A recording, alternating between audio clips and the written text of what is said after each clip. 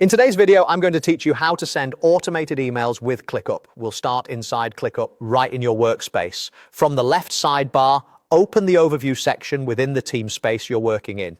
The overview gives you a helpful bird's eye view of everything in that space, but for this walkthrough, we want to drill down into a specific area. Find the project you want to automate and click into it. This ensures your automation applies to the right place so you don't accidentally send emails for the wrong team or list.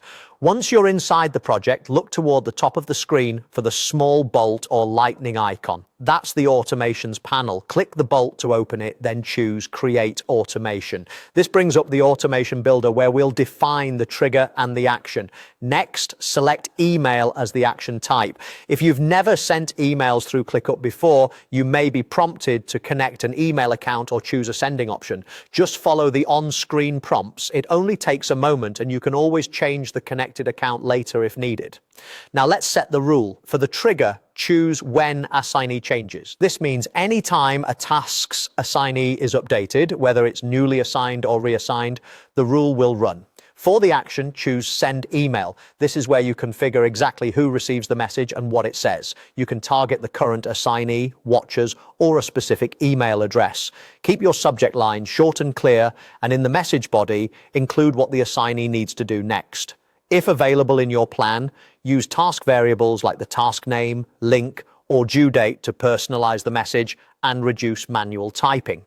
Before saving, consider adding filters or conditions so you only send emails when it matters. For example, you might limit it to tasks in a particular list with a certain status, or only when the assignee changes from unassigned to a team member. This helps avoid email noise and keeps your automations purposeful. Give your automation a clear name so teammates know what it does, then save it.